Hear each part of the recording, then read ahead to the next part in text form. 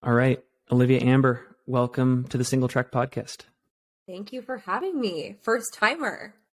First time and hopefully not the last time, but it is our first time meeting, and I would love to get some background. We were just talking offline about how you are an alumnus of Colby College, and from what I understand, there's a great Nordic skiing tradition there, among other things, and you had a career in that sport. So can you talk about how you ultimately made the pivot into our world of mountain ultra trail running and sort of what was at stake, like what the motivations, inspirations were?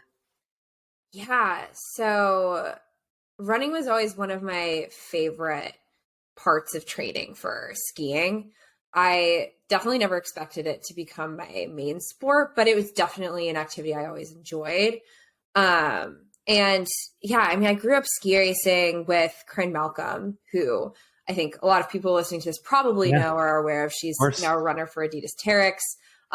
She actually was on the US biathlon team, but we grew up skiing together in Wisconsin. And so I've known her since I was like 8 years old. And I sort of followed her transition into this running scene. And it was definitely really intrigued and inspired by what she was doing. I remember when she ran her first 50 miler and won, and it was this whole thing. And I was like, I can't believe people are running 50 miles. That was just so foreign to me. And I was so much on the skiing side that I wasn't really paying that much attention to what was happening on running side. But I remember just being so inspired by that. And I think it's always been an activity that I've loved to do. And I definitely did some races in the summers during ski training, and was always something that I liked to do. But I think moving to San Francisco, where I live now, kind of pushed that even more forward and faster, just because there is no snow here. So once I did leave skiing, it was kind of this easy transition, a way to get outside. But yeah, I would say like motivations and inspirations were Corinne, and also just the community. Once I moved to a place where it was such a big activity, I'd say the people primarily were the motivations and inspirations. Well, Corinne Malcolm is one of the best inspirations you could probably have in this sport. That's amazing that you had a relationship early on in life, and it's I know tracked to this point in time. That's amazing. Yeah, you mentioned being really in San special. Francisco. Yeah. You mentioned being in San Francisco and how conducive that is to growing a career as an ultra runner. Can you get more into the specifics of what it's like there, how you've benefited from the scene, how you've grown your abilities, all that kind of stuff? Yeah, I mean, honestly, you can run here year round, right? Like, it's never that cold. It's never snowy. If it is cold, you're still able to wear shorts. I literally have never gone for a run here with anything but shorts. I've never worn leggings for a run. I'm sure some people disagree with me on that, but bear with me. I do come from a ski background, so I'm used to it being cold. But I think it's, the climate's really conducive to running, because it's also never that hot either. You're never getting crazy triple digits. But yeah, I think there's that. I think the trails also, there's just so many trails and there's so much variety from, these fire roads that run like, a paved road would, but they're gravel, to, techier single track on Tam, to Diablo, which is even has some techier trails yet. And I definitely need to get over to more. There's so much, and the Point Reyes trails that are like single track, but buffed out. There's just so much to offer that it's just easy to fall in love with it. And also from the community standpoint, there's just so many group runs and so many people that are just so welcoming. And I think it did help coming from a ski background in a way, because I do think a lot of people from endurance sports fall into running at some point in their life. And so I did know a couple of people loosely, like friends of friends, who were here and running. And so it was just a way for me to sort of get out of the office. And it was easy. It's just throw on some shoes. I mean, obviously we can get a little bit more crazy than just throwing on shoes. We all know as ultra runners that it's not always as simple as just running, but for all intents and purposes, getting into it, it felt really simple. I wasn't waxing skis. I wasn't, trying to figure out what the temperature and saturation level of the snow was. It's just put on some shoes and go and chat with friends. And so I think, I think that answers your question, but there were a couple of different reasons why I think, SF sort of grew the love of the sport for me. But the trails and community were definitely the top two reasons.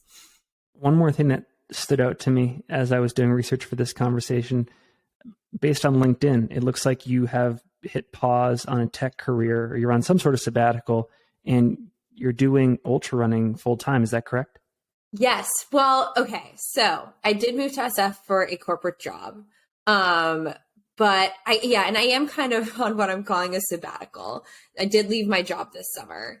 So it's not technically sabbatical, because I think most of the time when people use that term, it means they're going back to the job that they had. I am not.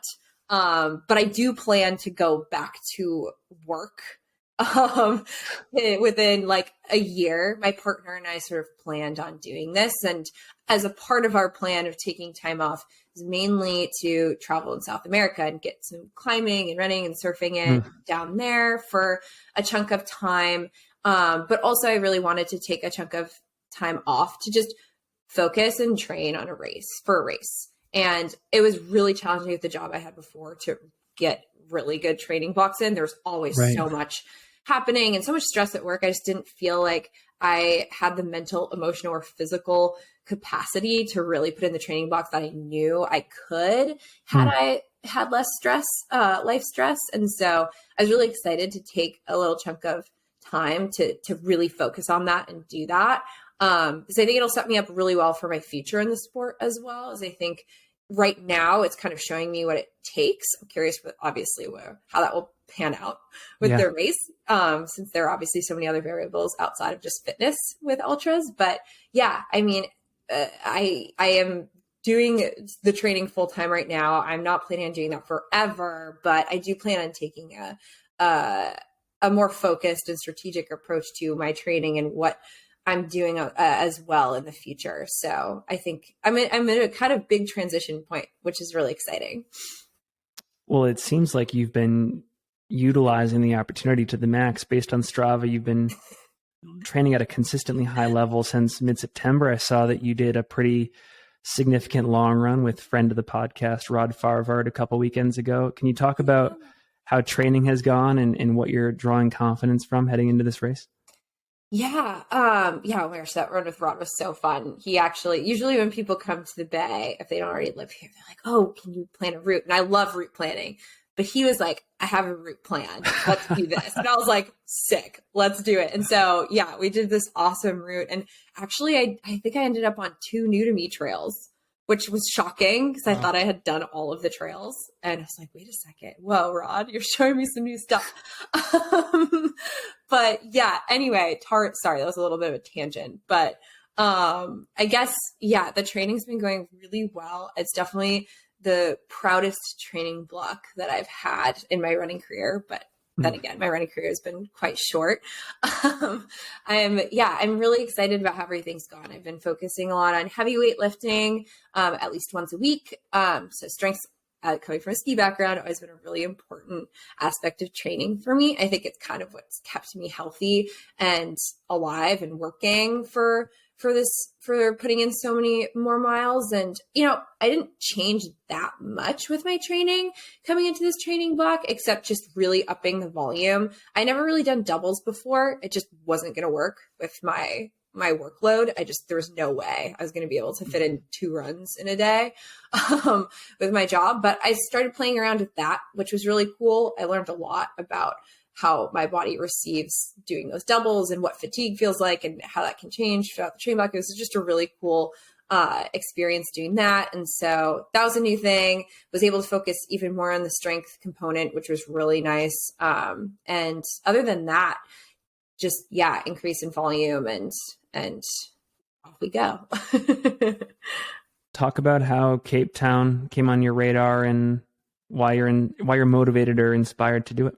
Yeah. Okay. Okay. So I guess I had 4 criteria for my end of year race. One was something longer than 50 miles to capitalize on the big, slow, mountain miles from the summer. Two, I wanted it to be something international. I wanted to take advantage of my time off work and get more experience with international starts. So it felt like it would be a waste not to try to do that. Three, something well-known and that had a really competitive elite field. And four, something that has somewhat rugged terrain, or at least something, I just didn't want it to be that runnable. A course that I could just get really excited about. So Cape Town fit all of those things. And Corinne and my coach were like, you should totally do Cape Town as your last race. So they recommended it among a few others. And I honestly don't even remember what they were at this point, because my brain's just been like totally focused on Cape Town. But it really stood out to me because it just easily fit all the criteria I just listed. And so, yeah, I chose it, and it pretty much was like within a few hours, I was like, I think I should do Cape Town. And then I was like, yeah, I'm going to do Cape Town. And then I was like, okay, we're doing it. Training block, let's go. Given that it's international, given that it's halfway across the world, what do you know about this race right now? Like what kind of homework or research have you been doing to familiarize yourself with the demands of the race? I'm super fortunate to have teammates like Meg McKenzie, who's from there, Steph Howe and Patty O'Leary, who have done the race in the past. And so I got a lot of course data and stuff from them. So I have a whole page of notes that I've taken on the course. I also love spreadsheets and maps. So I have put together a spreadsheet with everything I need to know from a pacing and terrain perspective. And, from a map perspective, Maps is so great because you can just upload a GPX and you can just do a flyover. So I've just been watching the flyover of the course a bunch and just like sitting there and just kind of meditating on that. But love that. It's not so detailed, so I'm sure it's like missing some important things. But I feel like I've done pretty solid research. But I think there's going to be so much that is going to be unexpected and new, which is also exciting. We talked about how this has sort of been a breakthrough training block for you in terms of the work you've been able to do in like a 2-3 month span. Given that, what do you think the payoff is going to be on race day? Like, what are your expectations heading in? Do you have any goals for this race? Yeah, my goals are to be present, to run my own race, hopefully make some new friends. And I definitely want to cross the finish line, having just totally pushed my absolute emptied the tank. My expectations are that the competition is going to be fierce. I expect to dig really, really deep. Of course, I'd love for my fitness, which feels the best that it has been, especially from an endurance perspective. I'd love for that to shake out to a great result. I think I do need to be careful setting expectations around the result piece, just because I've never raced this distance before. So who knows? Did I do the right gut training? I think so, but I've never tested it at this distance before. So I think there's so many unknowns. I think my expectations are to have to deal with them, push through them, hurt a lot, but keep pushing on. And my goal is to just, keep pushing on and be really present. Last question we have for you, and this is for all the gearheads out there. What shoe are you wearing on race day and why? North Face, of course, because they're the best. What model? Well, so I can't really share details on that. My teammates and I have been competing in a range of prototypes. Interesting. And they're all, so the styles are coming to market next year. But put it to you this way, I'm really excited about what I've been wearing, and you'll see it. You'll probably see it online like next spring. That's all I can really say though. Awesome. Well, Olivia, pleasure to meet. We are looking forward to watching your race unfold a couple days from now. And I think it's going to be great. The live coverage sounds like it's going to be at the same level as UTMB and the Air stuff in Western States. So a lot of fun to be had. Thank you so much. Yeah, thank you. I'm excited.